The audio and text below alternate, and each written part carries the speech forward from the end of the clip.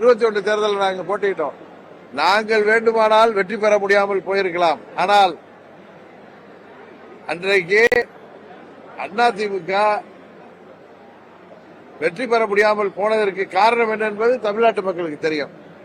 நாங்கள் விட்டு கொடுக்க தயாராக தான் இருந்தோம். நான் போட்டியிடக்கூட இல்லை என்று சொன்னேன். ஏன்னா நான் பழனிசாமியை ஏற்றுக்கொள்ள முடியாது.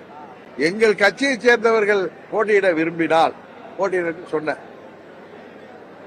அது நயினார் நாகேந்திரனுக்கு சொல்லிக் கொள்கிறேன். அன்றைக்கு அமித்ஷா அவர்கள் தான் எல்லோரையும் ஓரணியில் இணைக்க வேண்டும் என்று முயற்சி செய்தவர்கள். எனக்கு சொல்றாரு தவிர அமித்ஷா அப்படிலாம் செய்யற சொல்லலன்னு. அமித்ஷா அவர்கள் அந்த முயற்சி எடுத்தார்கள். அது தெரியும். இங்க யார் எனக்காக பேசியது அப்பதான் நயினார் நாகேந்திரனுக்கு செலக்டிவ் அம்னீசியாவா இல்ல தூக்கத்தில் இருந்தாரான்னு தெரியாது. இன்னொன்று சொல்கிறேன். நேற்று அவருடைய ஒரு தொலைக்காட்சி பேட்டியை பார்த்த நாங்கள் பேச தயார் ஓபிஎஸ் உடையும் டிடிவியோடும்.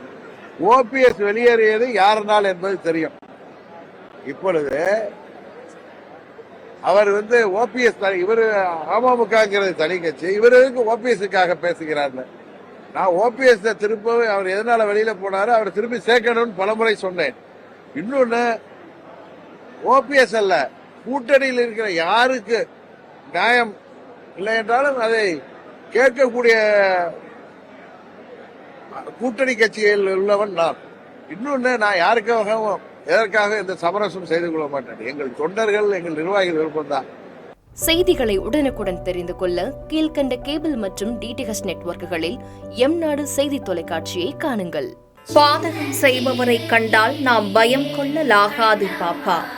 மோதி மிதித்து விடு பாப்பா, அவர் முகத்தில் உமிழ்ந்து விடு பாப்பா.